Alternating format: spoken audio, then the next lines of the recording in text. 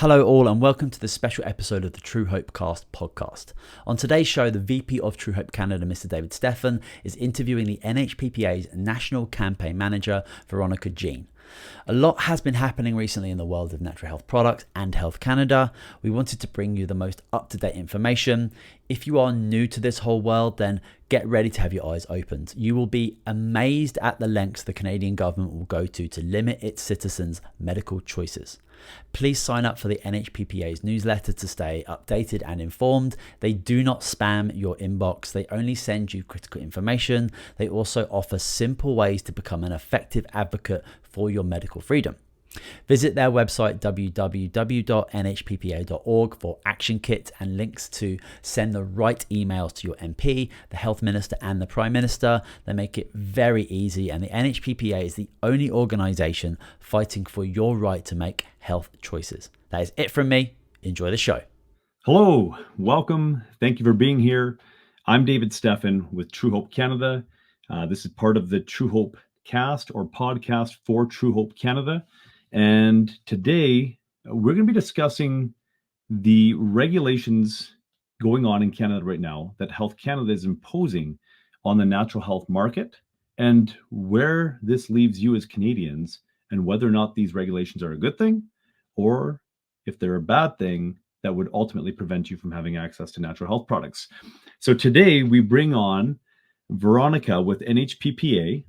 And so I'd like to introduce you to her now, where we will have a discussion with her and find out what she's doing with NHPPA and what they are seeing currently in the landscape that Canadians find themselves in under the regulations that Health Canada is imposing.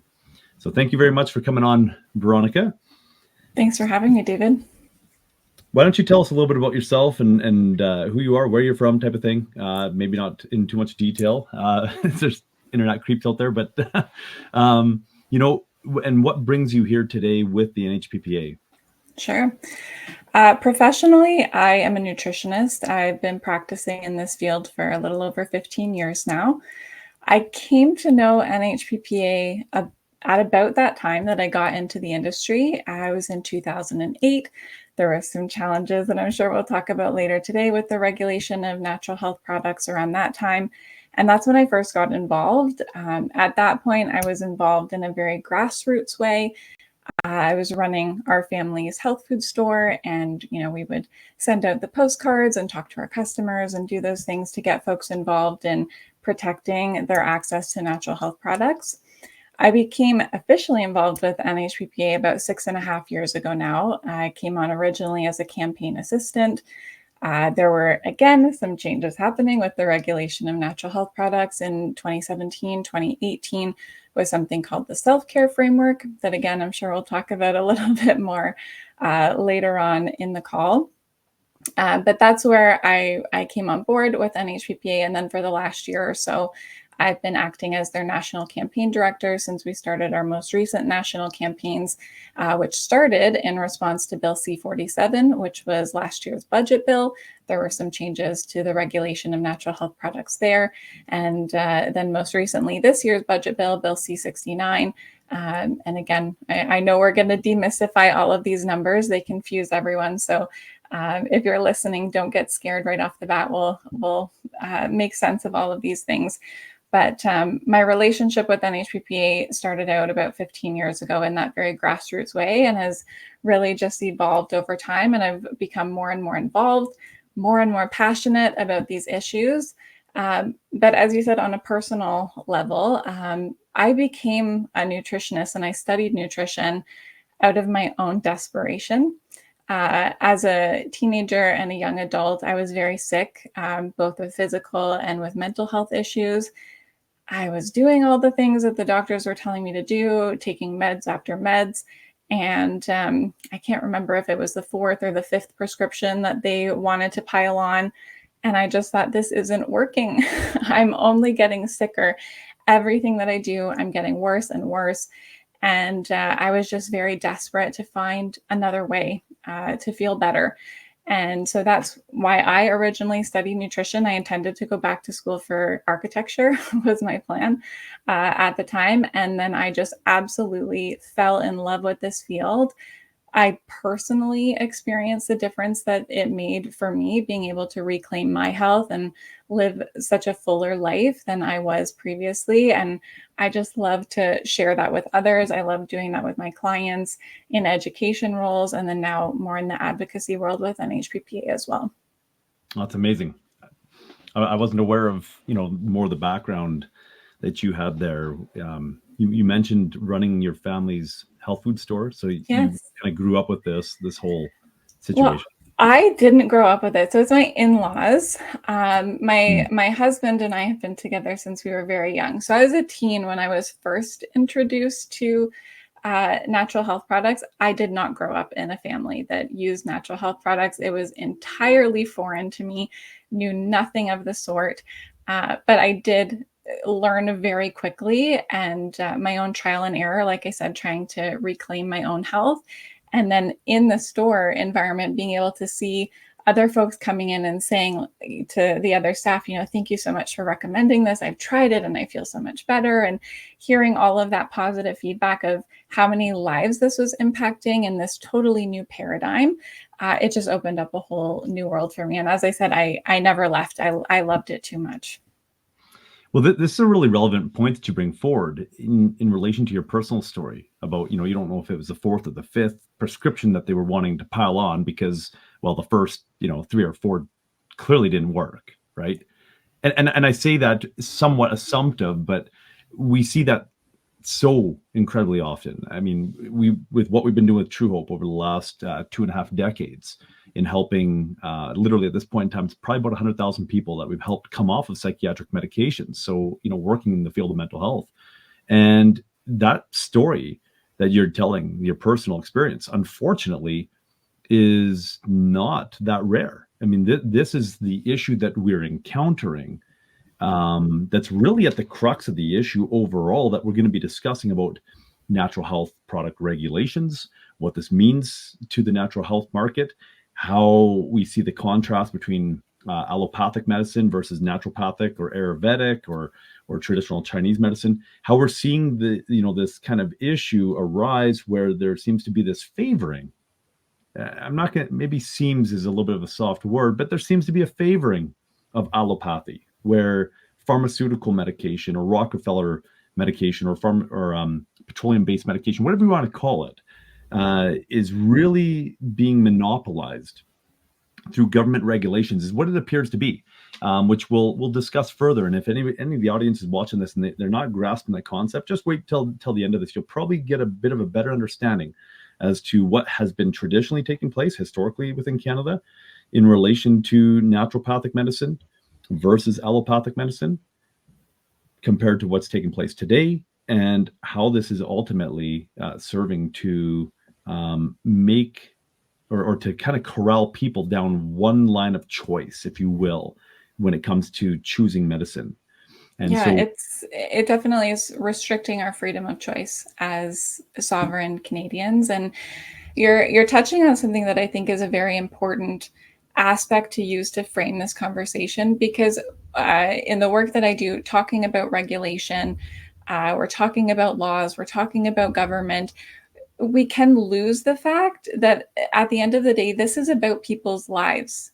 This is about the choice that an individual has on how they treat their body, how they manage their health and the health of their families. My story, as you said, not unique by any stretch of the imagination. I've heard it from hundreds and thousands of other Canadians at this point.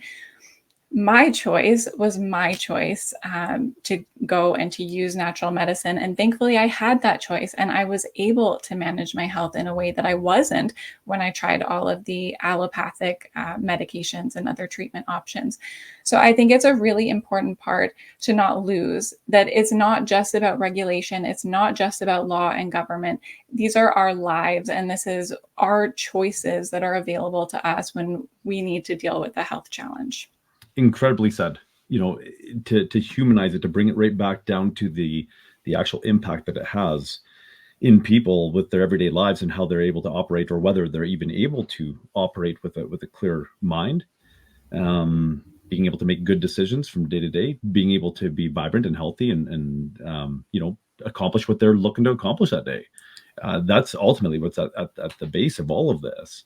And it, as you're sharing that, it makes me reflect back. I mean, I got to go back, quite some time, to the point that, I'm 13 years old, and I'm watching my older brother, who is struggling with mental health conditions, and he's not thriving at all. And he's going to be admitted to a psych ward if something didn't change, because people were fearing for their lives, not just within our home, but also, within the community abroad.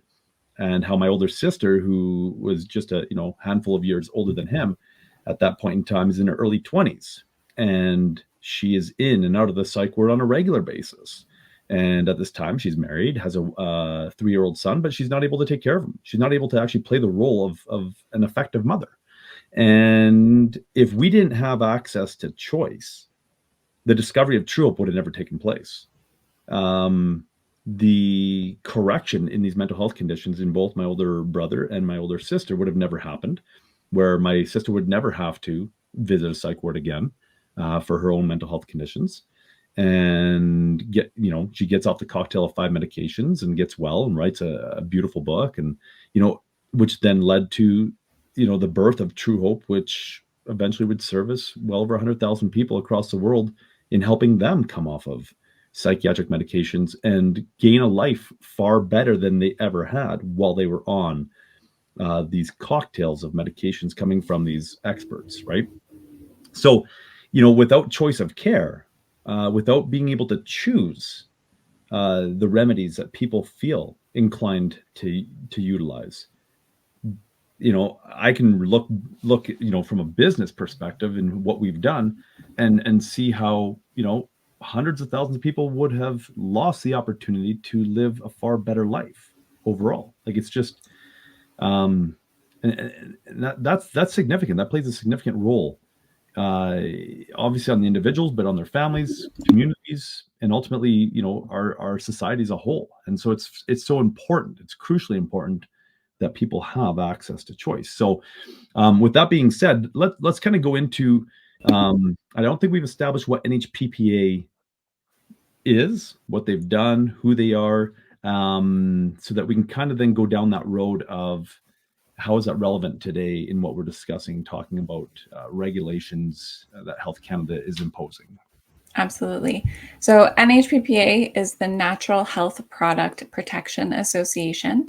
They were incorporated, a federal nonprofit, in 2008, and have been acting since then to protect Canadians' right to access natural health products. So that's sort of the main sole incorporated purpose. Our president is Sean Buckley. I know many in your audience are going to know the name. He is a constitutional lawyer. He has loads of experience in food and drug law, which is where our natural health products are regulated in Canada.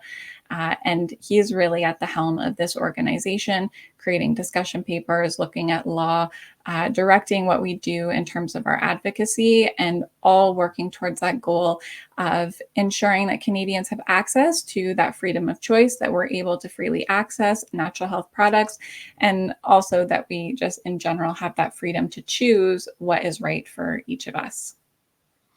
Awesome. I'm glad that you introduced Sean Buckley, because yes, a number of people in the audience will definitely know him. Some people may recognize the name, but not be able to kind of connect the dots.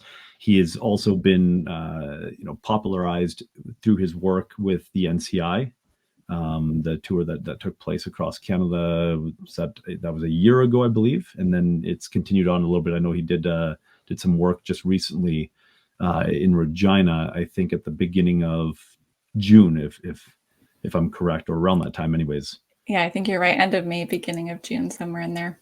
Yeah. End of May. That's right. Because it was about the same time that our tour was beginning, which is a sideline thing, but it also involves, some work that Sean Buckley has done as well. So 2008 is when it's incorporated. Can you tell me a little bit about 2008 and what was taking place within Canada at around that time that would be of cause of concern for any Canadians out there? I'll take us even a little bit further back if I can. Thank you. Because it'll tell the story a little better. So The regulation of natural health products in Canada has been a topic of much debate for many, many decades. And honestly, we could probably argue over a century at this point. But if we go back to the 90s, there was one of the most widespread, largest scale inquiries that our government has ever conducted through the Standing Committee on Health. Alan Rock was the health minister at the time, and they went across the country conducting interviews and hearing witnesses, learning how Canadians wanted natural health products to be regulated, and taking insights from lawyers and legal experts and so on how they should be regulated. And there was a report produced from that with 53 recommendations from the Standing Committee on Health on how natural health products should be regulated in Canada. So that's the early 90s. I'll fast forward us now to 2004. 2004 is when our current, in Canada, natural health product regulations came into effect on January 1st of that year. And that's when we got NPN numbers. So anyone who uses natural health products in Canada, who sells them or like yourself manufactures them, you're familiar with NPN as a term. But this was a very big paradigm shift in Canada, because it meant that any product coming to market as a natural health product needed to be licensed by Health Canada, needed to be proven to be safe, needed to be proven to be effective. So we had to make a claim on the label in order to have Health Canada consider it. Entirely different paradigm from what existed previously, which was more like the American system, where we assume that natural health products are safe unless we find otherwise. Mm-hmm. So we kind of flipped that on its head. You weren't allowed to sell a natural health product in Canada unless it was approved by Health Canada. So that's 2004. There was lots of uproar in the industry. How are we going to manage this? Again, for me, as like a little baby nutritionist coming into the industry and learning within the health food store, we were losing products left and right. Especially those that were coming into the country from other jurisdictions, American companies, European companies. They kind of threw their hands up and were like, forget you guys in Canada. I'm not jumping through all of these hoops. You're such a tiny market. And we were just seeing products that we couldn't get. And so in that period of time, 2004 to 2008, as companies were coming into compliance with the NPN regulations, or as they were deciding to pull out of the market entirely, or in the case of many small and medium companies, they just couldn't keep up with the demand. They were going out of business, going under. There was a lot of discussion in Canada about regulation of natural health products. So that all came to a head in 2008 under the Harper government. They proposed a law called Bill C-51. And under C-51, there were very stringent regulations proposed for natural health products. Basically moving them all the way into the drug category, whereas they sort of inhabited this in-between land between a food and a drug. It was pushing them all the way into this chemical drug model.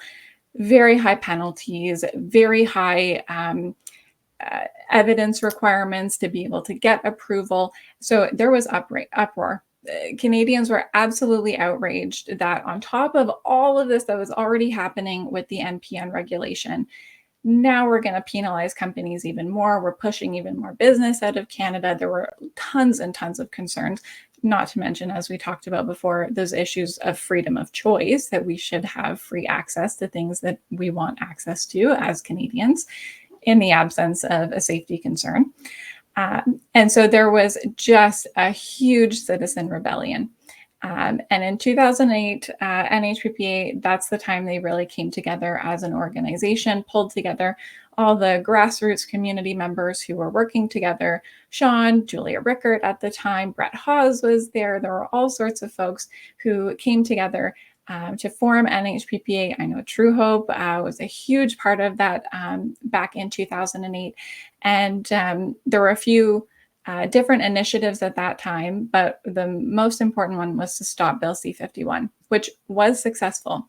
There were other industry groups at that time that didn't think that was going to be possible. They had sort of resigned themselves to the fact that C-51 was going to go through. They were campaigning to amend it rather than to stop it. And again, ultimately it was stopped. So that's 2008. Then we see in 2014, there were changes proposed again with respect to Vanessa's Law. So making that apply to natural health products, which is something that's reared its head again recently as well. So there was some pushback there. At that time, the Minister of Health wrote Vanessa's Law in a way that it did not apply to natural health products. It was concluded that it was not appropriate to apply that law to natural health products. They had an entirely different risk profile than chemical drugs, and therefore they needed to be treated differently. I'll fast forward us again to 2017. Health Canada proposed something called the Self-Care Framework. Despite the fact that we're 7 years later, we still haven't seen a full proposal of what the self-care framework will be, as a little sidebar. But the stated intention for the self-care framework is to fully harmonize the regulation of natural health products with over-the-counter drugs. So if we remind you of what happened in the 90s and in the early 2000s and into the early 2010s, this has already happened multiple times, and every single time Health Canada or the Government of Canada proposes further restrictions on natural health products, Canadians rise up and they say, we don't want this, we don't accept this. They push back and Health Canada retreats, but they keep trying it. So that was the case in 2017 with the self-care framework, this proposed framework, again, that we don't even know the details of as of yet. And since 2017, we've seen slowly over time, and the timeline shifted with COVID. I'll say they put this on hold for a couple of years during COVID, so we actually got a little more time. But slowly over the years since this self-care framework was first announced, Health Canada has come forward with multiple different mechanisms, multiple different changes to natural health product regulation, all of which are moving us closer to that chemical drug style regulation that is not appropriate for natural health products, that Canadians do not want, with no safety data to back that up. And so we can talk about some of the more recent things. I know I mentioned at the top, Bill C-47, Bill C-69, cost recovery, these other initiatives. But it's important to understand all of those smaller mechanisms are working towards that common goal of implementing the self-care framework and having this full harmonization of the chemical drugs and natural health products. And one last point I'll make before I'll let you jump in, David. It's important to understand there are very different requirements right now, and for good reason, for chemical drugs and natural health products. They have very different safety profiles. They're used for very different reasons. Canadians access them in very different ways. It's appropriate to regulate them differently. So this entire paradigm of idea that we need to put them under the same umbrella, and we're lowering the requirements for chemical drugs, so allowing them to get to market more easily with less evidence of safety and so on, and increasing the requirements for natural health products with things like taking away traditional use evidence. So in the natural health product world right now, to get that NPN license that I talked about earlier, a product could say something like, let's say it's a ginger capsule. The claim made on the label could be traditionally used to treat nausea, right? And we have thousands of years of traditional knowledge and wisdom that would say that that claim is true. Lots of folks would tell you that they've taken ginger when they feel nauseous. It works amazing for them. So that's a claim that we could currently have on a label. Under the new self-care framework, if we're harmonizing with chemical drugs, traditional use evidence goes away. We need double-blind, placebo-controlled, drug-style studies, which can never be performed by a natural health product company. These can cost billions of dollars, which no natural health product company has the budget to perform. And even if they did, it wouldn't make any fiscal sense for their business because they can't recoup that money because there's no patent rights in the natural health product world. You can't patent something that's a naturally occurring substance. You can only patent a chemical drug, and you recoup your costs over the 40 years or whatever your patent is before you can have generics come to the market. So it's an entirely wrong paradigm for regulating natural health products. And at this point, the last year, Health Canada is just coming hard and fast with different mechanisms, moving us completely under that drug category. All right, which we'll jump into in a minute here. I appreciate you giving us the whole expanded timeline. And in fact, you answered the first question I was going to have with your very last point there. Because I know that some people are saying, well, wait, what's the problem of shifting the regulations so that natural health products are having to go under the same criteria as pharmaceutical drugs? Like, is that not a good thing? And I've seen people touting safety. Hey, this is a good thing. But you answered that question that, by doing so, we have to have those double-blind placebo-controlled trials, which is touted as the gold standard in the scientific realm when it comes to medications. It's the best form of studies. There's other forms of studies as well that are a lot less costly, but they're not held up to the same level of standard, even though they can still identify efficacy, right? And so when we take a look at this, you're mentioning how some people are going to say, well, why not? Why don't all of these supplements go through double-blind placebo-controlled trials? Well, I'll highlight one point here. Back in the year 2000, Empower Plus was coming to the forefront for a treatment for mental health conditions, not just specific mental health conditions, but it was being shown to be effective on things like ADHD and bipolar and depression and anxiety, et cetera, right? And so at this point in time, there was a great need for scientific research to validate what at this point in time thousands of people were already beginning to experience. So there was already this kind of grassroots pressure taking place from people experiencing this across the countries, and researchers needing to catch up to validate it through scientific research. So the Alberta government actually funded $500,000 or just over $500,000 at that time, which $500,000 at that time in 2000 was a lot more than what $500,000 is today. And they funded over $500,000 into a double-blind placebo-controlled trial on Empower Plus. But at that, it was a small-scale study that it would have been able to cover. So just to kind of highlight the costs associated with these types of studies. And so, when you're saying that it's going to cost these companies, millions, billions, whatever it is, like it's astronomical. It is. And when we take a look at that, it's, first of all, most companies won't have the money in the first place. But like you said, it's not fiscally responsible. Because if a company did go and perform that study, well, they're the pioneers. They're basically the ones that they're like, when the water buffalo go to cross, across the crocodile infested waters, they're like the first water buffalo into the water. They're basically like the sacrificial buffalo, if you will, that then allows for the crocodiles to divert their attention to that so that the other ones can cross.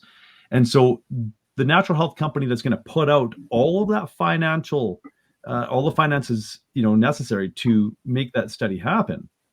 Well, now every other natural health company gets a piggyback off of that study because there's no patent rights. So it just doesn't make sense. It doesn't fit the model, like you say. It's the wrong regulations for that particular paradigm of what we operate under. So it just wouldn't work, and it hasn't worked. And so now let's rewind. Let's go back to the historical timeline. Sure. So in the 90s, Alan Rock is the health minister. There's a major uprising, right? Because they're trying to change the regulations, and there's a major uprising, correct? Absolutely. Okay. And so then what happens is you have the Standing Committee of Health come out with 53 recommendations after they had thoroughly gone over everything to kind of identify what is the most appropriate way to operate here in Canada when we're talking about natural health products and having them available to people, correct? Exactly. 2004 rolls around and the NHP regulations come out. Did they at all follow or fall in line with those 53 recommendations? Really, no. The general sentiment from Canadians is that they want as little regulation as possible on natural health products. So even bringing in the natural health product regulations as we had them in 2004, as they exist today with NPN numbers, that already was an overstep based on what Canadians had said that they wanted for the regulation of natural health products in Canada. Okay, so you already see this encroachment of power taking place that is infringing upon access to, or Canadians' access to natural health products. So we already have choice of cares coming under challenge at this point in time, right? And now you're working at this point in time, or maybe not at that point in time, but maybe you are, as a or within the health food store. You're seeing the actual effects that this is having on the marketplace, and already we're starting to see a removal of products on the Canadian market right off the bat, right? Yeah. Because many companies are looking at this and they're saying, we already have a well-established market in the US, which is 10 times the market. We're not required to jump through these hoops. It's not worth our time to, try to meet all of this government red tape regulation garbage for a very small market. It doesn't fit within our business model. So we're just going to just nix that and cut our, well, not even cut our losses at that point in time. It's just like, well, we just focus our marketing efforts now in this market where it's much more easy to get our products to the people. Yep, that's exactly what happened. A lot of the American, a lot of the European brands that were coming into Canada, they just gave up. Canada already had labeling requirements that were difficult for international brands because we need 2 languages and there's challenges with translation and so on. So there were already some hoops that folks had to jump through in order to bring their natural health products into Canada. And with that added level with the natural health product regulations and needing an NPN license and everything that went into efficacy and safety standards that they needed to be proven there, and also the cost. Every single SKU, this, every item that a company brings to market, they need to pay for that licensing. Mm-hmm. So if you were a natural health product company looking to bring 200 different products into the Canadian market, you were paying 200 different licensing fees. And again, Canada was an even smaller market back then than it was now. I think we were around 30 million back then in the early 2000s. That's a drop in the bucket compared to the American or the European market. So it just wasn't worth it for a lot of companies to go through the effort and the cost of licensing in Canada. So right away, we saw things coming off the market. And then for the small Canadian brands, at that time, going back to the early 2000s, a lot of the natural health community in Canada was very grassroots. It was mom and pop shops, single location health food stores. It was little, artisanal herbal products someone was making in their basement or, had been wild crafted based on what their grandparents had taught them. It was a very different market. So folks like that who were practicing or producing product on a very small scale, they didn't have the means with which to comply with the new NPN regulations either. So then we either saw people going underground and kind of selling like gray market products, or they were just leaving entirely. So that point in 2004 when the regulations came into place was a really pivotal time where the entire culture of the industry also really shifted to where folks were thinking not just about helping others, helping people to reclaim their health. Now they were thinking about what legal risk does this bring to me? What requirements do I have? How am I financially at risk if I make these decisions? And that's only been exacerbated over time. But that was a real big shift within the industry as a whole. Yeah, absolutely. I remember when those regulations were coming out, I was fairly new to, working for Truehope under my dad at that point in time. And I remember being, tasked with making phone calls to various companies to kind of, alarm them to what was taking place, put them on alert that, hey, these new regulations are coming into play. This is not a good thing. Now, a lot of people will say, well, but hold on, like take a look at 2004, 2005, 2006. Did it really hurt the market that bad? If anybody's asking that question and saying, you have these alarmists out there that are saying, hey, they're going to destroy the industry. They're trying to monopolize allopathic medicine so that you can only get your treatments for whatever it may be through, a doctor at a clinic or a hospital or, through prescription, have to go to the pharmacy to get it.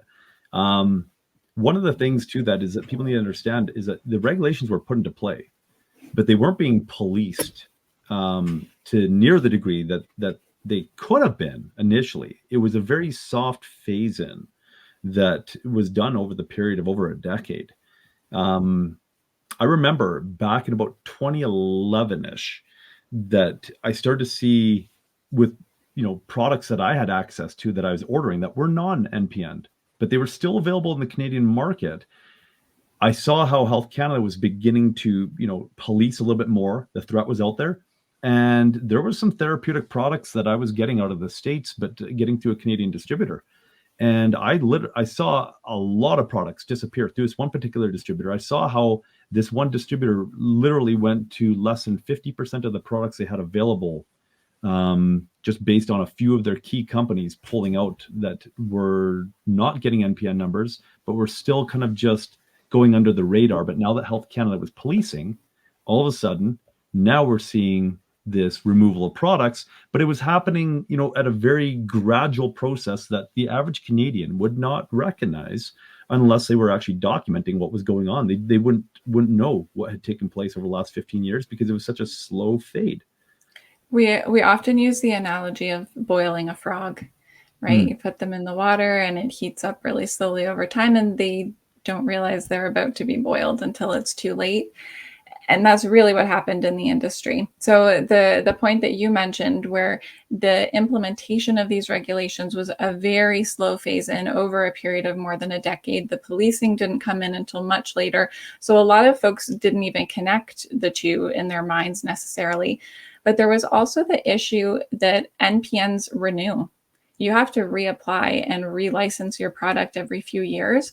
So what I noticed in the industry working in the health food store, we would have product come in that I'm recommending to my clients, and the front of the label would look the same, but you would turn it over and it's a totally different product. The levels of herbs were lower or the levels of minerals were lower because Health Canada had required that in order to continue licensing it.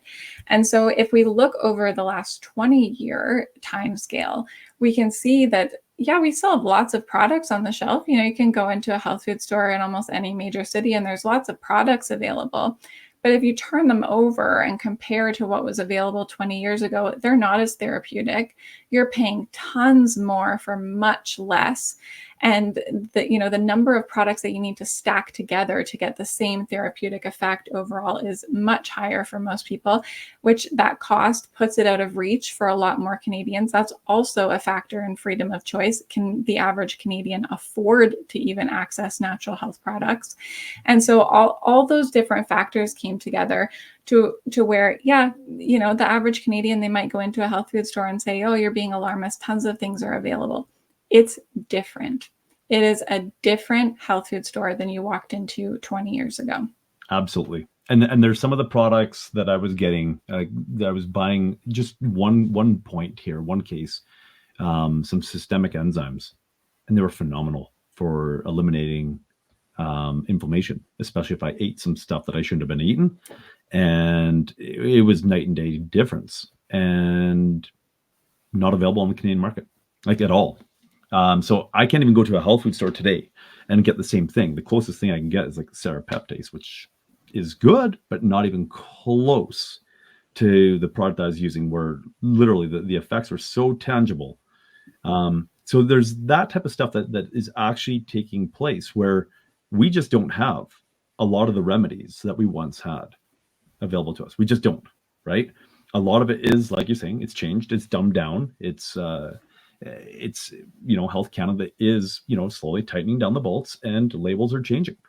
Fortunately, none of our labels have had to change. In fact, we got off on the wrong foot in the first place, where Health Canada was saying you can't have the full version of Empower Plus here. So we actually fought, and we finally said, you know what?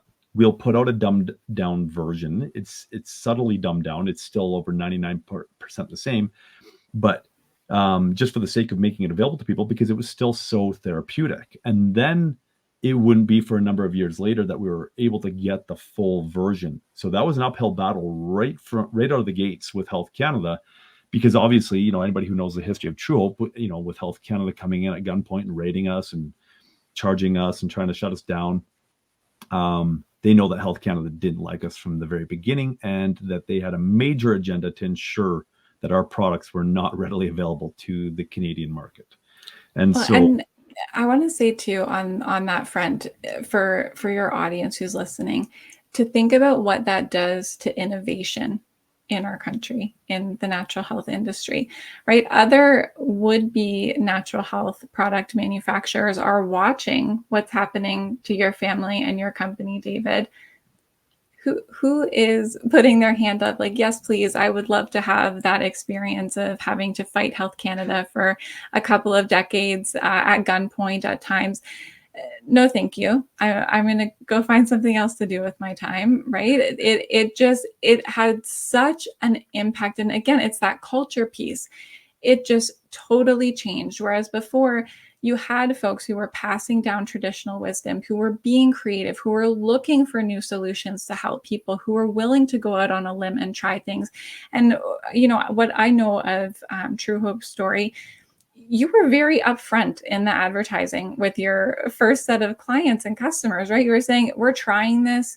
We don't know if it's going to work. It's helped a few people. And folks got to choose for themselves. Do I want to try this or do I not?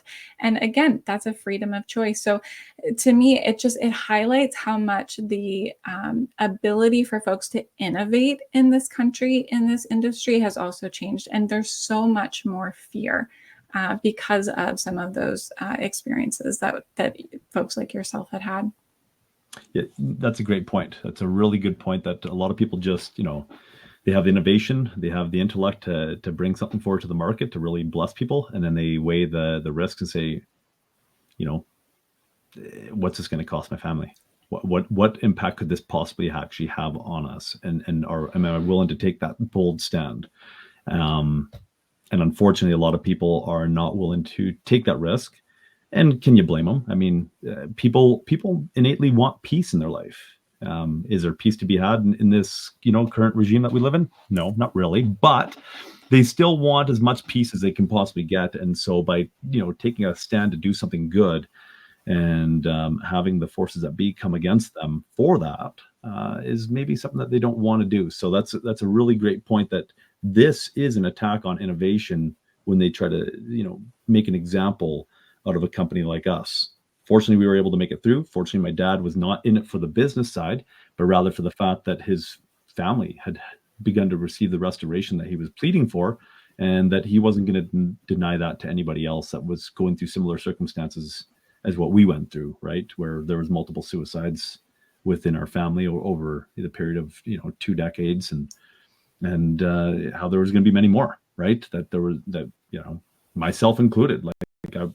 I'm so grateful for the fact I have my mental health, because I didn't before this came out. I just wasn't nearly as bad as my older brother and my older sister, who, were ready to be in the psych ward for a long period of time, right? So, that's a really good point. So 2008, we have this, consumer protection bill is really what it was. If I'm recalling it properly, at the time, I was about 5 years into business, 5, 6 years. Yeah, 5 years into business with Truehope at that point in time.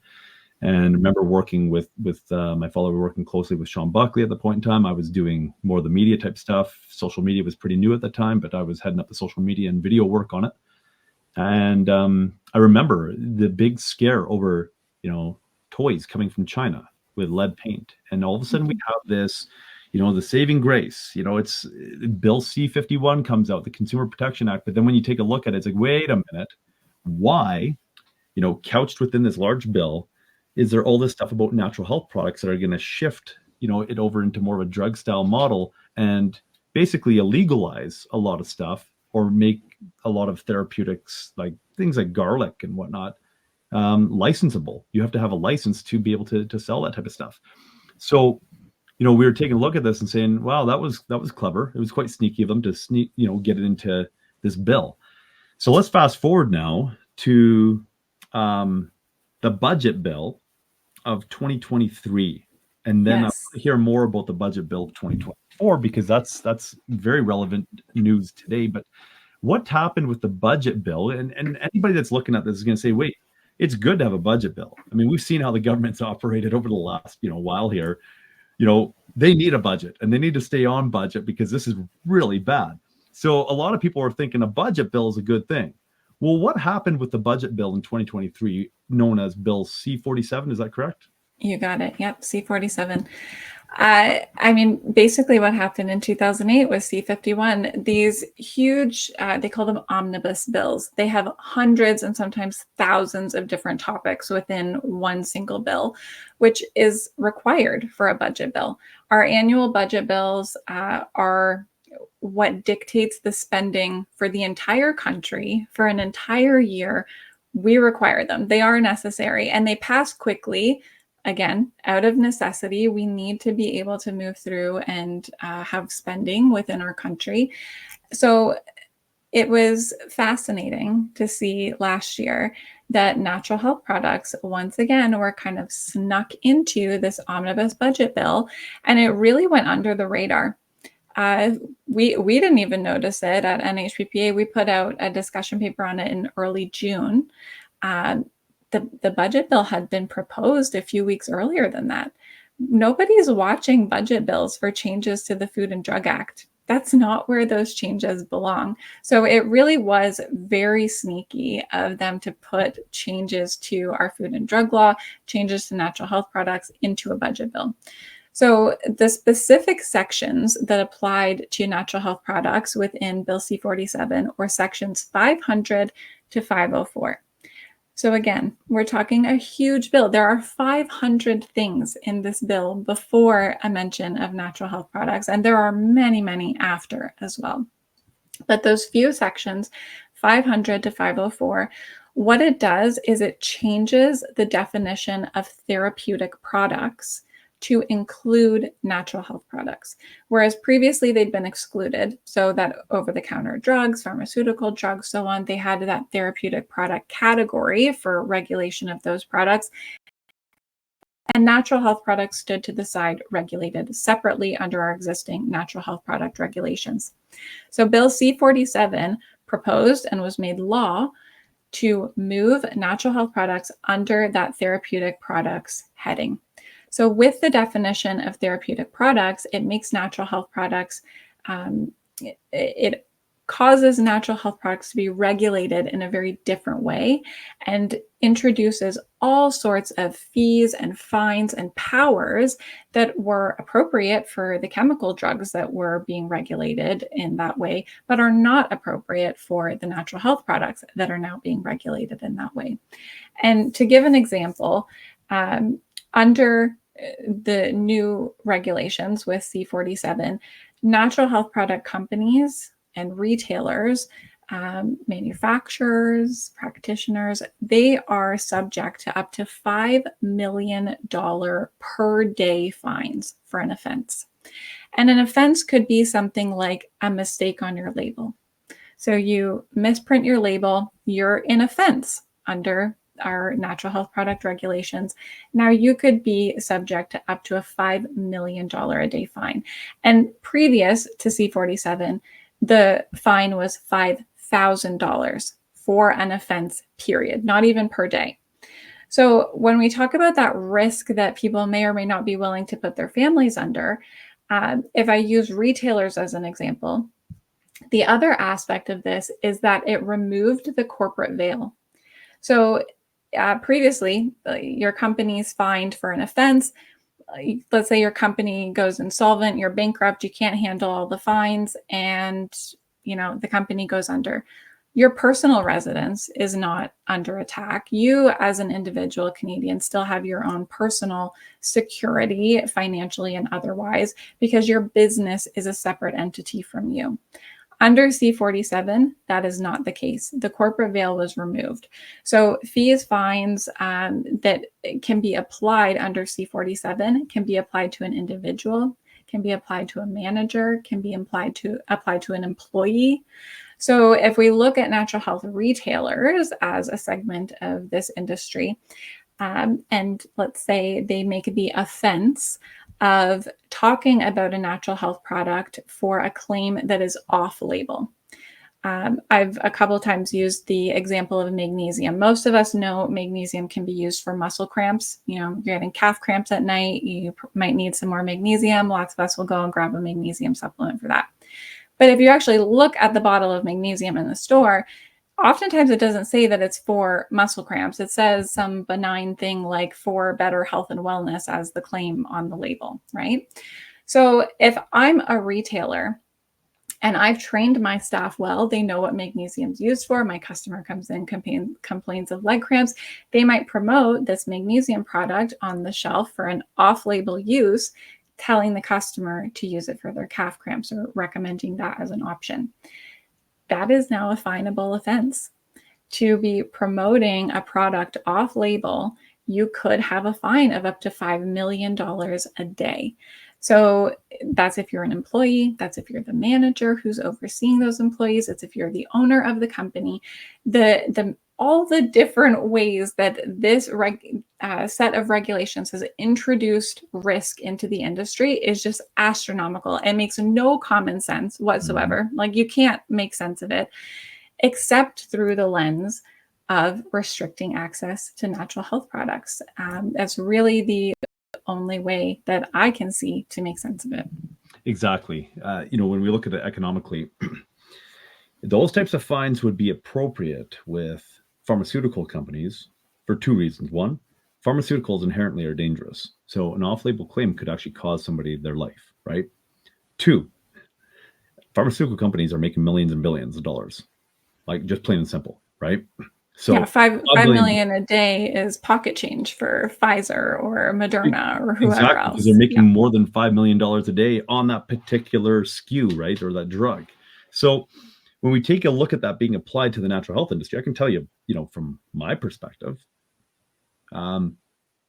just one $5 million per day fine, just one, would remove access for Canadians to have access to our products. Just that simple. It would in one fell swoop, done, right?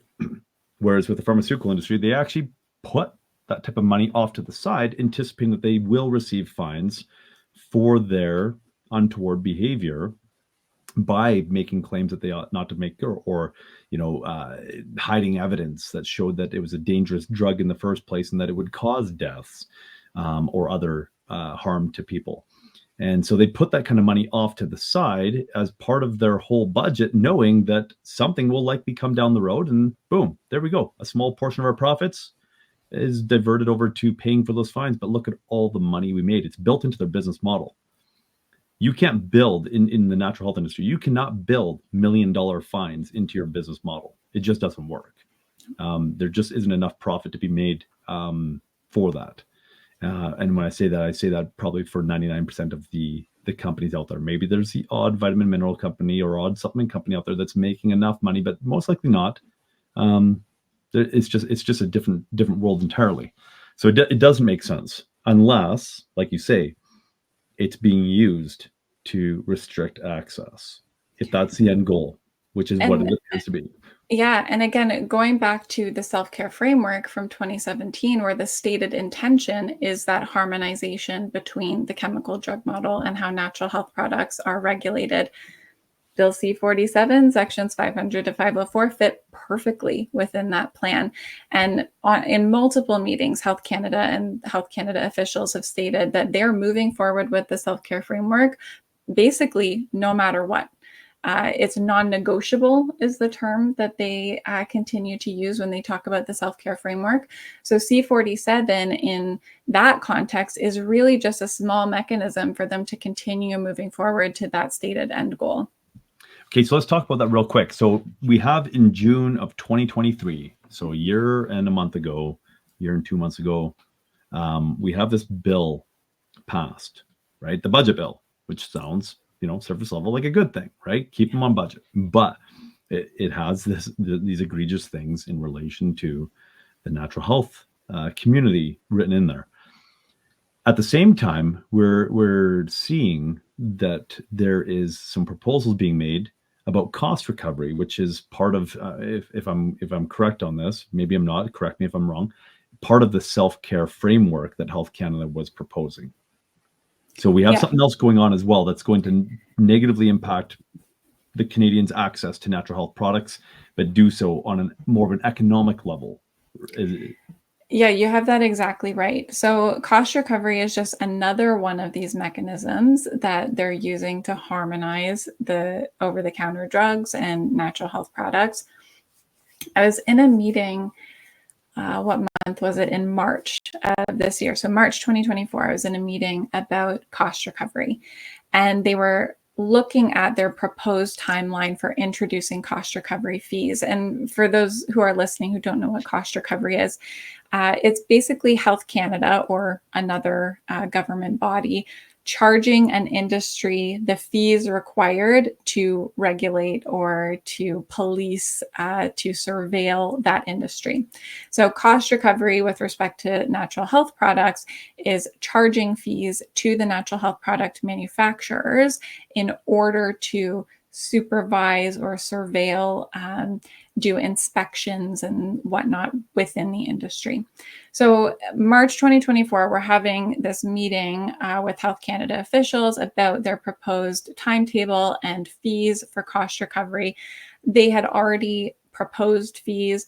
Now they're coming back and they're saying, oh, we're going to drop them by 50%. Look at us. We listened to you. You know, this is such great news. We all knew that you always start high and come down a little bit, right? So this was not a surprise. Despite the 50% reduction, we're sitting in this meeting and many of the manufacturers are saying, if these fees go forward as written, even with the 50% reduction, I need to pull 40%. I need to pull 70%. I need to pull 90% of my individual products off of the shelf in Canada. And there was more than one manufacturer who said, I need to come out of Canada entirely. We're going to cease operations in Canada if cost recovery as proposed comes to be. We can't afford to do business like this. And it was really very shocking and totally telling on that day. We had a full day meeting planned, 9 till 3, something like that. And they sent us for lunch. And during the lunch break, Health Canada published in the Gazette 2, which is how you publish new regulation. They published their new cost recovery plan. So they didn't even wait to listen to the second half of the day to get the rest of the feedback from manufacturers. And I just found that, you know, I wish it was shocking. It wasn't shocking, but it was so telling that they're doing this. Everything, all the conversations that they're having with industry, everyone that they're bringing to the table, it's really a show, right? They were already prepared to publish what they wanted to publish, despite anything they heard that morning and even before they heard those who were going to talk in the afternoon. So cost recovery, as I say, that's going to have a huge impact on the industry. We've already heard that from manufacturers that they will be forced to pull product from the market, because keep in mind those cost recovery fees, they're for things like site licensing, site inspections. That's on top of what they're already paying for NPN licensing, what they have to pay for label requirements, and so on and so forth. So we're just continuing to stack fees onto companies that don't have the highest margins. The natural health product industry doesn't have huge margins. It is not a pharmaceutical company. So as we move forward with cost recovery, that alone is going to change the marketplace entirely. And I would be surprised if half of the products in Canada didn't come off the market just from that one single mechanism alone. Yeah, and here's what Canadians need to know is that, okay, you know, some of them are like, well, you know, we lost some products. I wasn't taking those products myself. Whatever, doesn't affect me. Every single Canadian will be affected by this who goes to the health food store to get products, right? And here's why, is that first, you may not have access to the products that you once did, but if you do have access, if you're one of the fortunate ones to still have access to the products that you liked and that you were consuming before, it's going to be at a significant increased cost, right? No product is going to remain the same price unless for some reason that company had massive margins and they merely said, we'll just take a cut of our profit margin and continue to offer at the same price, which is going, if that did happen, it would be an extreme rarity. So this is going to have a major impact economically on almost every Canadian, because almost all Canadians are consuming one form or another of a natural health product. Yeah, those prices are price increases will be huge. Specific. So you mentioned companies maybe absorbing those costs. That's already happened, right? Mhm. There's already been costs that companies have absorbed. They can't absorb more by and large. When we look at homeopathic companies as an example, most of the products that they're bringing to market, and for many of the companies, it's in the thousands of SKUs, sometimes 3, 6, 9,000 SKUs that a homeopathic brand might stock. The vast majority of those SKUs that they're licensing, they're losing money on. But they want to have them available because they believe in the remedies that they are producing. They believe in providing this to people. So for that one-off person that the homeopathic doctor says, I need this really particular remedy, they have it ready to go for that individual. And they make their money on, the arnicas and the nux vomica's and things that more of us use more regularly. They're able to shoulder that burden to have these remedies available maybe you're going to be that case that you're the odd patient who needs a very particular remedy. These companies, if we continue to stack fees on individual SKUs, they can't keep those on the Canadian market. They can't keep them available for those of us who have a very specific need at a very particular time. And so the idea that natural health product companies can just continue to absorb more and more fees, they've already done that to the limit that is that could possibly be expected. I don't see that happening more. So we are, as Canadians, and we already have seen it as Canadians, the increase in cost. Sean Buckley, our president, he was on the high wire earlier this year with Del Bigtree, and we pulled together some numbers in advance of him appearing there, looking at the difference in cost between a product in the US and the same product in Canada.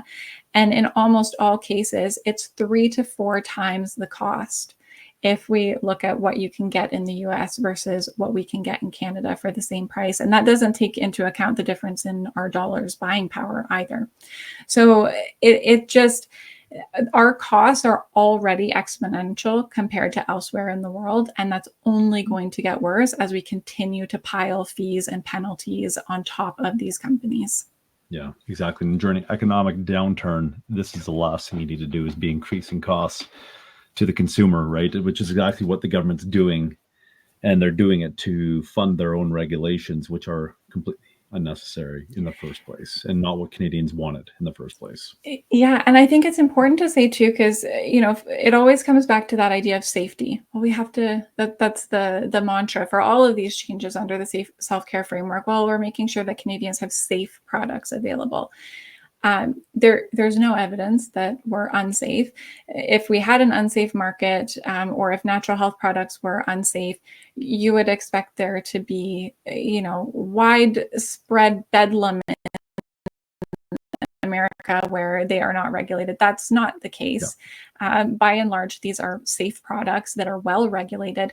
Canada, as it exists today with our natural health product regulations, are considered the gold standard across the world for regulating natural health products. The idea that we need more and stricter regulations is ridiculous. And then add to that, whenever the discussion of safety comes up, there is no discussion of the other side of the safety coin. What is the impact to the health and safety of Canadians from removing those products from the market? So someone like myself who is using natural health products to manage my health, now I can't access them either because they're illegal in Canada. I can't bring them over the border. They're too expensive for me to afford to purchase. Whatever the reason, I can't access them. Now what? Right? What is the safety profile of that decision? And that part of it is never discussed by Health Canada. In fact, they were asked about this during meetings on cost recovery. What is going to be the health impact to the Canadian populace if we institute these cost recovery fees and therefore there's less product on the market. And they flat out stated, we've not done that analysis. We don't intend to do that analysis. So it's entirely irresponsible, and it's disingenuous, I find, to talk about the safety standpoint when we're not willing to look at the other half of the safety equation. Well, and safety is an inseparable part of, health, right? Health Canada should be looking out for the safety of Canadians, at least ideologically, even though we don't see that actually put into practice.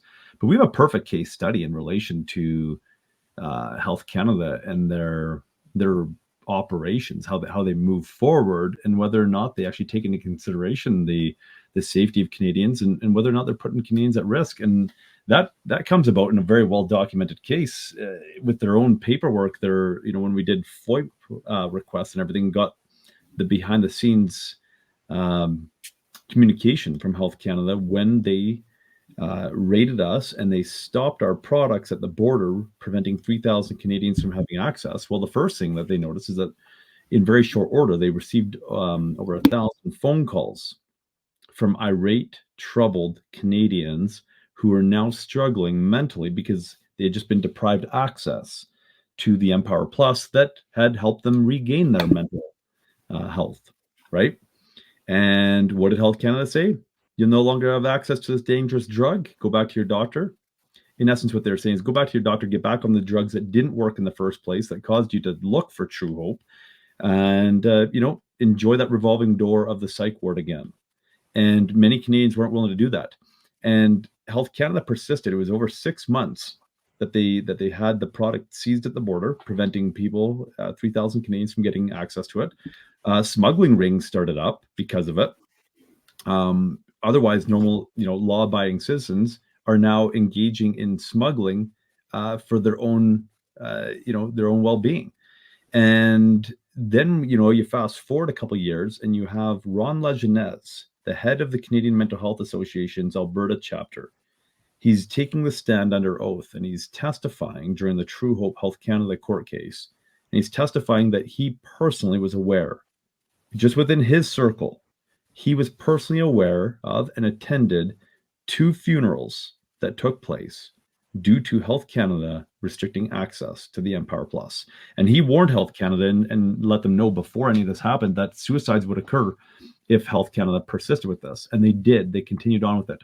So clearly that is not something that they choose to take into consideration, even though in their documentation during this whole fiasco, before they even pulled the trigger on seizing the product at the border, they knew it was going to create a crisis within the Canadian populace.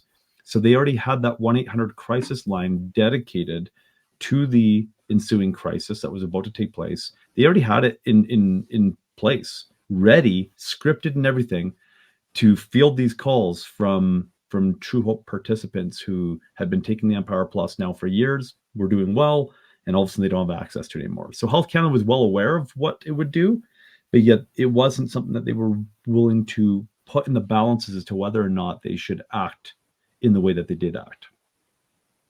So they literally cost people their lives. And so, yes, we're going to see a repeat of that now by them. Without having to seize the products at the border, they're just economically restricting them. They're making the companies have to eliminate them. Or it just becomes so cost prohibitive to the average man that they can't gain access to it. And that's really the name of the game here. So that they're saying, hey, we didn't do it. No, we didn't do it. Like, we didn't stop. It was still available, or the company could have still provided it. They chose not to, right? So it's absolving themselves of responsibility, when in reality, that's exactly what they're doing, is they're restricting that access to these, in many cases, life-saving supplements. Yeah. Yep, I couldn't agree more. Okay, so we have Bill C-47 comes out pretty close just afterwards, or just after the self-care framework, the cost recovery is proposed.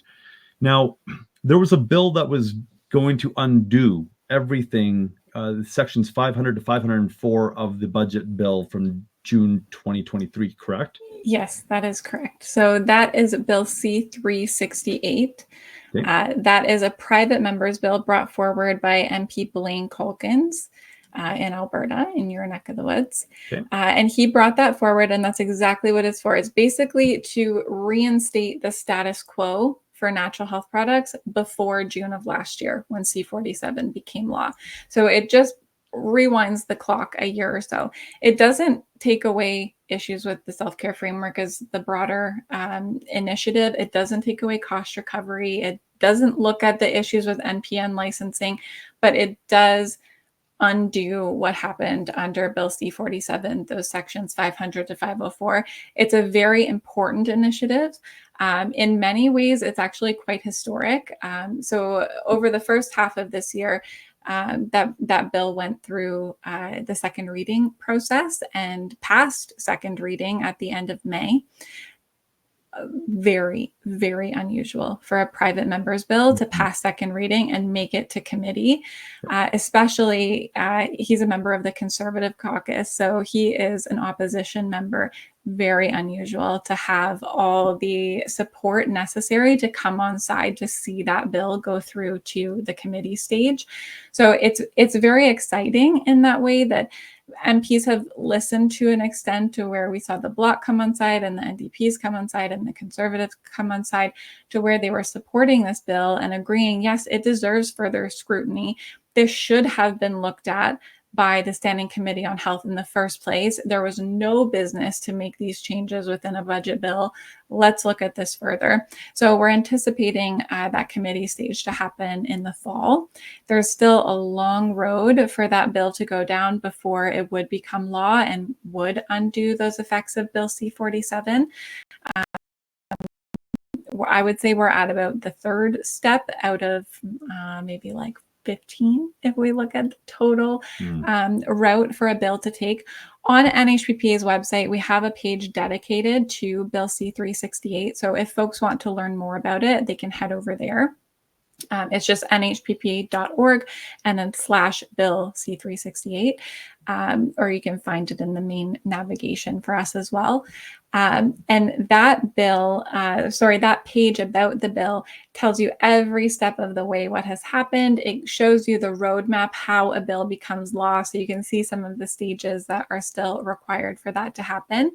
But this is a great thing for folks to get involved with. We have a few campaigns surrounding it. There's a petition drives. We've got electronic letter campaigns. We have physical letter writing campaigns. We give you resources to go and meet with your member of parliament and speak to them about this bill. So definitely get involved with that, because although C47 is just one part of this bigger picture, it is a very important part of the picture, and we do need to apply a lot of pressure to our members of parliament to make sure that that bill continues on through this parliamentary process. Perfect. Yeah, the way that I'm looking at Bill C47 is it's a draconian powers bill, if you will, that basically, the cost recovery is majorly problematic, as we've discussed. But the Bill C47 is what allows, is what is giving Health Canada a sledgehammer to squish ants with, really. Mm-hmm. And so that's what we're kind of looking at here is, they throw, it's what allows them to attack me as an individual for saying something, or a staff member in a store for saying, hey, this is good for arthritis, even though that doesn't say it on the label. But, a lot of people have seen benefits from it for arthritis. So go ahead. Right. And all of a sudden now they're getting fined by Health Canada and it's bankrupting them. Right. So it's the draconian powers aspect of it that's now being removed that allows for us to operate in a proper fashion where, if there is something that's out of line and it needs to be corrected, it's corrected in an appropriate way versus in a way that literally is like a death sentence, It empowers citizens and companies more to be able to push back against Health Canada. So in the example that you gave where Health Canada was seizing products, people made individual decisions to take on a certain level of risk because they thought that what they were doing was right. They really believed in what they were doing. They needed this access personally or whatever it was. And they could take on that risk because you can weigh out the pros and cons. And we all do that in lots of different ways in our individual lives. But when the risk is $5 million a day, no Canadian can bear that risk. No one wants to put, 2 years of jail on the line just to tell one person that something might help them with arthritis. So that ability for us to push back against our government, C47 really undermines that, because the fees and the penalties are so astronomical that individuals are just afraid to make any wrong step, to do anything wrong, because of those consequences could be. And we saw that when it first passed in some of the meetings that we were having. We saw where industry leaders who were accustomed to taking a bold stand within the natural health community, where a lot of them were filled with a sense of trepidation. It was not the same. They just didn't want those crosshairs painted on their back. A lot of people went silent, right? Where that otherwise would have been, they weren't silent behind the scenes, but on the forefront, they no longer were, a voice, because they just didn't want to bring on Health Canada onto their doorstep because of the risk that was now present, that wasn't present before. So we still have Bill C-368. Yep, that's moving through Parliament. Fantastic.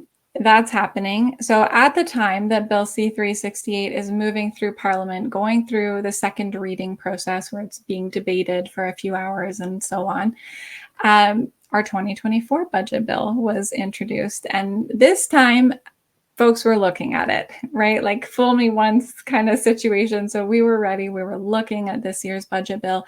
And sure enough, once again, Health Canada had snuck really substantive changes to food and drug law into a budget bill where they do not belong.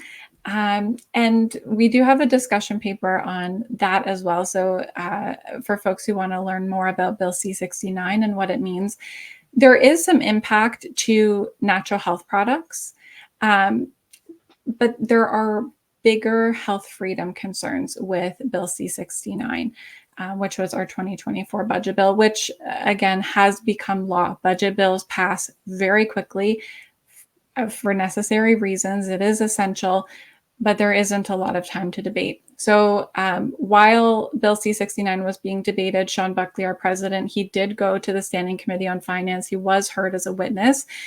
You can look at our Rumble channel or head over to our blog or on our website on the page about Bill C-69, nhppa.org/Bill C-69. There's a recording of him giving his witness testimony to the Standing Committee on Finance, his thoughts and opinions about Bill C-69, how it should be treated. We were basically campaigning for them to remove Division 31 was the section out of Bill C-69 that we were concerned about. But under Division 31, to give a really quick overview, it restricts the off-label uses of drugs.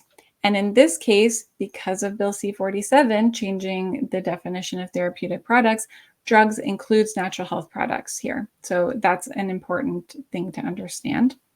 So Bill C-69 is restricting off-label use of drugs by medical doctors, potentially other healthcare professionals, natural health practitioners, and even veterinarians under Bill C-69. So that is a huge change. And so again, Health Canada, like they do, they held a meeting about Bill C-69. I believe it was in late May. And they were getting questions specifically from the naturopathic colleges saying, the wording here, it's not implicit that you don't intend to infringe on the province's jurisdiction. What we do as naturopathic doctors, that's regulated by our province, and we're free to use things off-label as our college allows. But it's not implicit in what you've written in this bill that you don't intend to infringe on that. And Health Canada just kept saying, well, that's not our intention. That's not how we intended. They were asked if they would go back to the drawing board and reword it just to make that clear, to have that distinction that they're not going to infringe on the province's rights. They're not going to infringe on healthcare practitioners' ability to practice. They did not make those changes. They kept sidestepping those questions. So that's a quite concerning aspect under Bill C-69. And then there's a couple other provisions there too, where it grants Health Canada the ability to exempt food and drugs from very important safety regulations. So we've just spent the last hour talking about how Health Canada overregulates things. Now they're removing arguably the only regulations that most Canadians would agree with, which are protecting us against products that come to market using fraud. So telling us it's something that it's not. Products that have been adulterated. So when we talk about adulterated, we're not talking about, benign filler A has been replaced with benign filler B. We're talking about there's something dangerous in a product that shouldn't be there. So fraud, adulteration, and then also things being produced in unsanitary conditions. So Bill C-69 grants Health Canada the ability to exempt food and drugs from those critical safety provisions. I don't think that there's any Canadian who believes that we need to be exempting products from being fraudulent or adulterating things or being sanitary in the way that they're produced. Those are basics that most of us agree we actually should have regulation and good manufacturing processes. So having these exemptions in there, it was honestly for me still, it's quite confusing. I struggle to see where that came from. And then there's also exemptions allowed for food and drugs to be approved and exempted from safety laws based on parts of foreign documents. So it wouldn't even have to be necessarily a whole document that's produced, let's say, to the FDA or to the Australian government. We could take a 1,000-page document, and the Australian government gives us 12 pages of it, and we can use 12 pages of the 1,000-page document now to approve a drug or a food to come onto the market.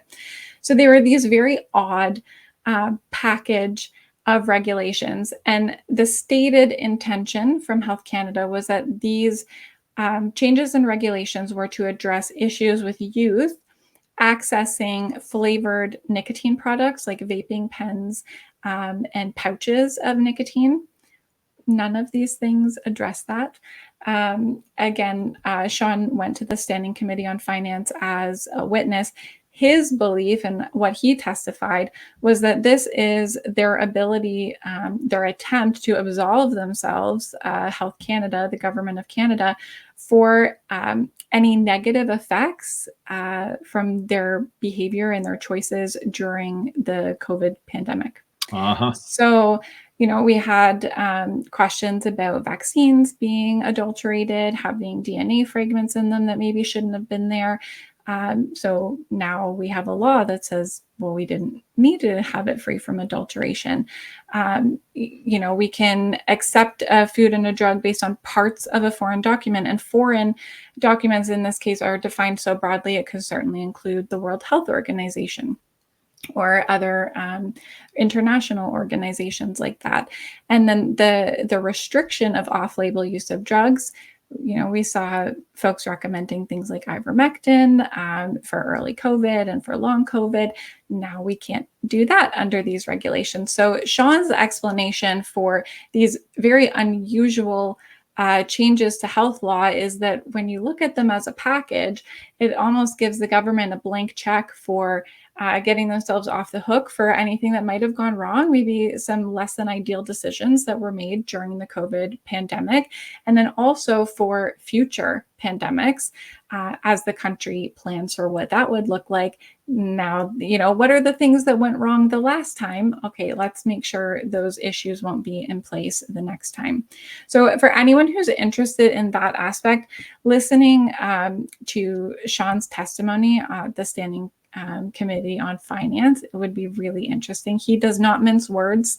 He tells his opinion as he sees it, and certainly he has more experience in the regulatory law than I do. I'm not a lawyer. I am but a mere nutritionist, so it's a little outside of my wheelhouse. But when I read it, it did seem very confusing. And Sean's explanation is certainly one that puts the pieces together.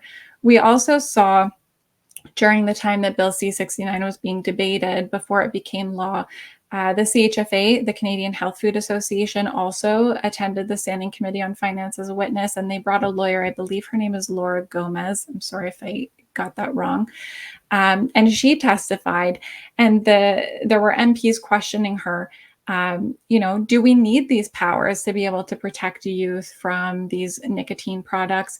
And she was fabulous. She kept saying, we have this power under subsection whatever. And she was just naming them off, dozens of different provisions that already exist that could have the stated intention and could protect Canadian youth in a way that many folks would agree with and might well be necessary. These powers don't actually address the stated intention. So that was something both Laura Gomez and Sean brought forward as lawyers in the constitutional space was, okay, maybe we need some more powers to protect youth, but it's not these powers. And why are we telling this story to Canadians that doesn't even add up, right? It doesn't make sense. Well, Health Canada definitely has a history of not being forthcoming, right? Employing elements of fraud, if you will, to perpetrate all of this agenda on the Canadian populace. There's no doubt about it. I was going to touch on the off-label use. I'm going to digress from that for a moment, though.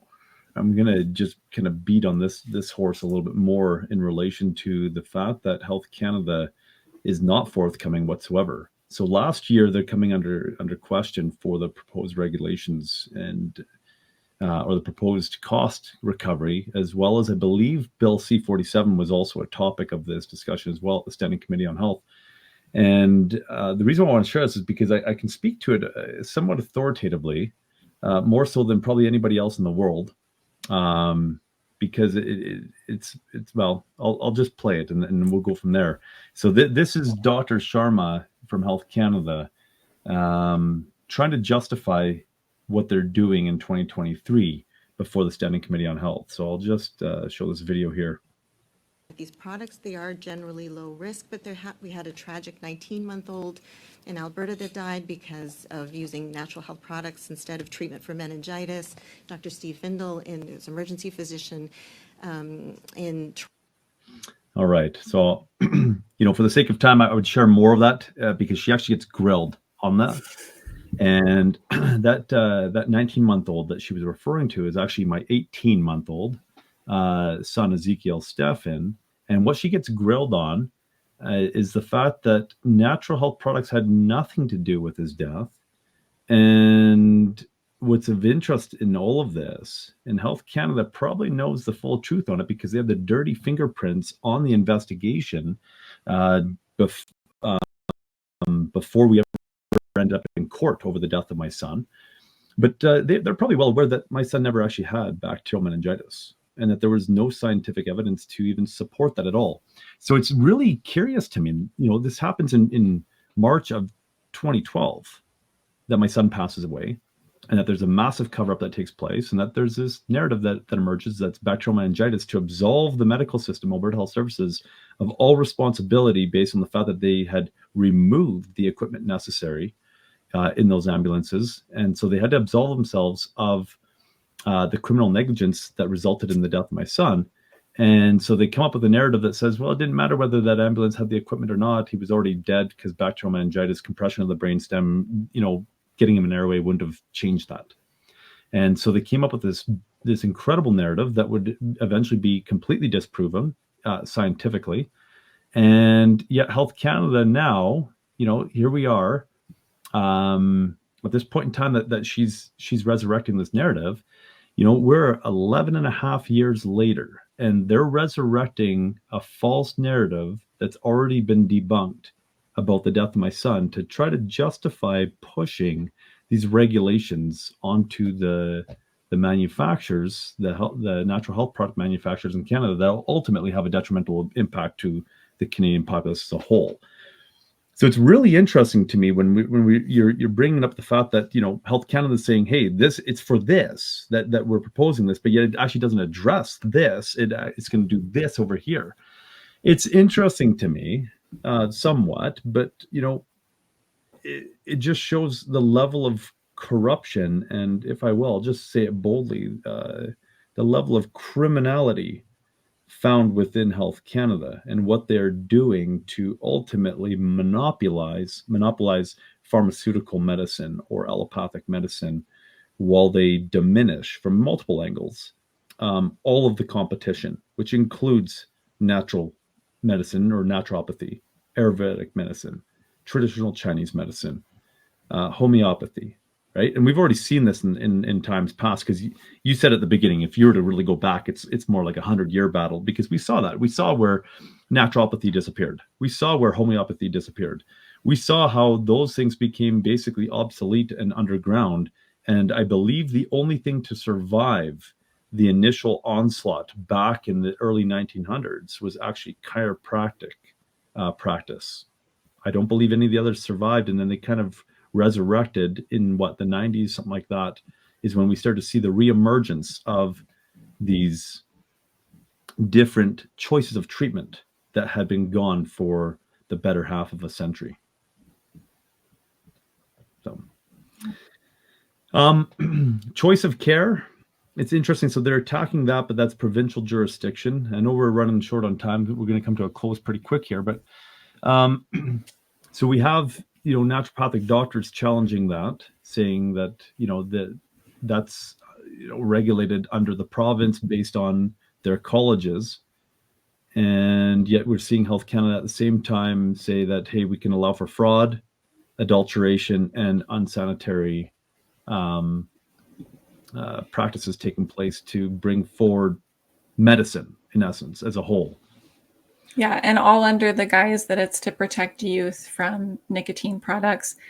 What naturopathic doctor is recommending nicotine products to youth? What family physician is recommending nicotine products to youth? They're not, right? That's not where the risk has come in. So using that guise as a way to bring in these powers, commonsensically, you know, even without being a constitutional lawyer, commonsensically, that makes no sense, because it's not the doctors that are allowing youth to gain access to those products. Exactly. Yeah. So there's a lot of things that just don't seem to line up unless you saw the big picture for what they're looking to achieve out of this, and ultimately that's diminish the natural health industry while protect the pharmaceutical industry from what's taken place over the past 4 years. Interesting stuff. All right. One thing I forgot to make mention of, because I've made some bold statements there about the fact that, you know, this narrative that Dr. Sharma there in that video before the Standing Committee on Health, that narrative was debunked. I'm going to just put a quick plug in here in relation to bigpicturemovie.com, because the irony of it is that she makes a statement a week before a documentary would emerge in relation to my family's battle, me and my wife, over the death of our son, the whole court saga and everything like that. And so that documentary can actually be viewed on bigpicturemovie.com.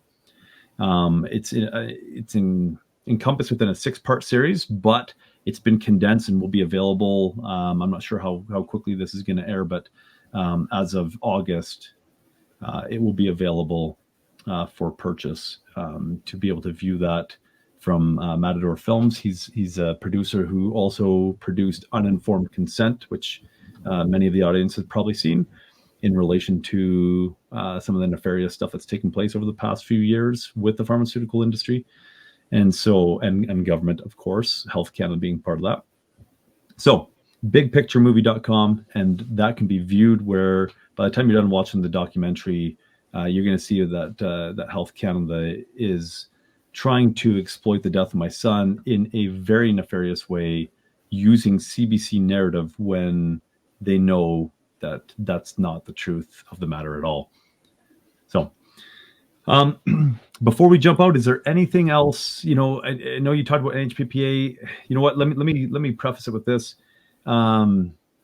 Today is an incredibly important time at this point in time in our lives to act, to take a stand, so that we can have access to natural health products that are going to make a significant difference in our lives. And that is really under threat, out of fear of being an alarmist. We've been touting this, we've been, blowing the horn for a long time, but we're seeing it all come together so quickly, finally, right? Because we see that Health Canada has been trying to do this for a long time, that it is very paramount that just like back in 2008, when the Stop C51 campaign was in full motion, people acted. Back in the 90s, when Health Canada was looking at enacting these regulations, people acted. They rose up to the call and they put a stop to this. Let me ask the question: how important is it today, Veronica, that people take a stand? Critical. What's on the line? Yeah, we started talking about both of our personal experience with natural health products and what it's meant for ourselves and for our families. And I think it's important to bring it back to that, right? This isn't regulation. This isn't just government. These are people's lives. This matters for our health. It matters for our freedom. It is critical that you get involved in the ways that you are able to. And there are so many ways to get involved. If you're going to take just one single action to get involved with NHPPA, I would recommend that you subscribe to our email newsletter. We're not going to spam you. We send maybe one a week on average, sometimes a little less than that. You're just going to get the latest with what's happening with natural health product regulation, the latest in our campaigns that will give you step-by-steps how to get involved, how to communicate with your members of parliament, how to send letters, who to talk to, how to understand these issues and be able to follow these things along as we do make progress. And as much as, we've spent the last hour plus talking about all of these threats that are facing the natural health product industry, as you said, David, it's coming so fast now. It's so clear to so many more Canadians that there is an issue here. And so more and more people are standing up. They are taking action.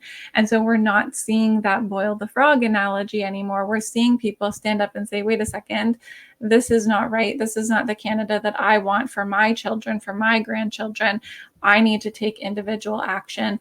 And so it is really up to all of us individually to stand up and to do our part and to take that action. And collectively, we're already seeing the benefits of that in initiatives like Bill C-368 that are having really historic results within our parliament. So all hope is not lost. Please activate yourselves, take action in the ways that you're able, subscribe to our newsletter, stay up to date, and get involved. All right. And I'm going to put a plug in for NHPPA.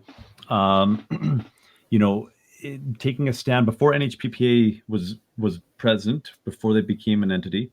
There was Sean Buckley, there was us, there was Strauss, there was a number of key players. And we saw what took place. And this is in an effort to say, look, NHPPA has a solid stance, a very comprehensive stance, where they're seeing all the issues. They're not skirting around. They're not just part of the white noise, and they're not there to deflect you from the real issues at hand, which we have seen. So in 2008, Truehope started the Stop C51 campaign. We did up the marketing material for it. We supplied it to key players across the country. And it was effective.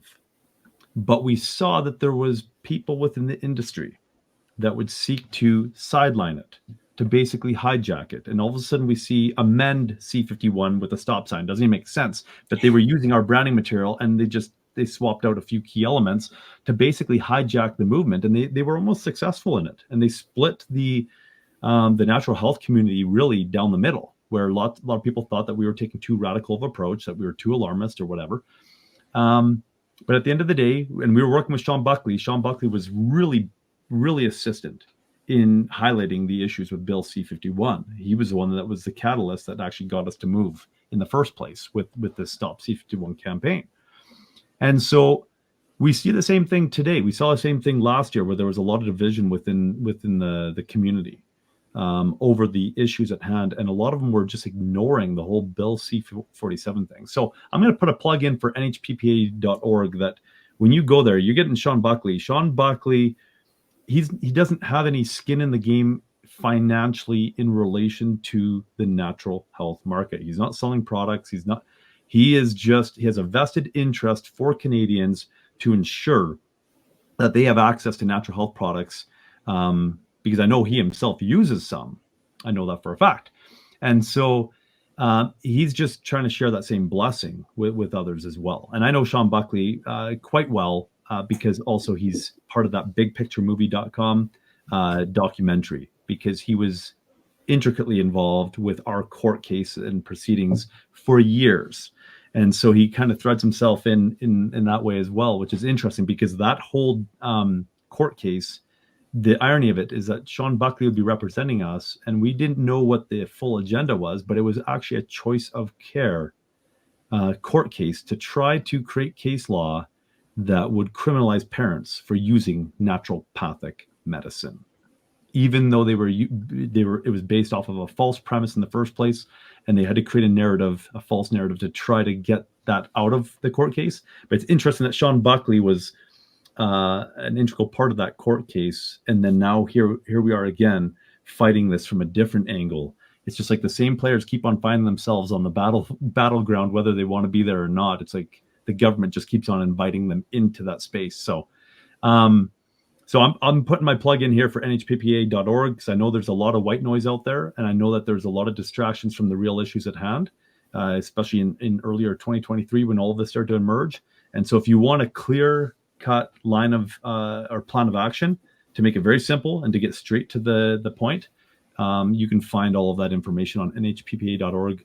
And so if you're looking to act, they're going to provide you the guidance so that you are acting in the most effective way that you can. Thank you, David. Thank you for coming on, Veronica. Sure appreciate you taking the time. It's now been 1 hour and 40 minutes in just a few seconds here. Thank you. I know your time is valuable. Appreciate you sharing this and ultimately helping to empower Canadians to preserve their rights to these products that are in so many instances life-changing, life-saving. And it's important. It's a part of our culture, and we need to maintain that our rights to that, so that we don't just become, a product of the pharmaceutical industry. So, thank you so much for coming on. Thank you for having me.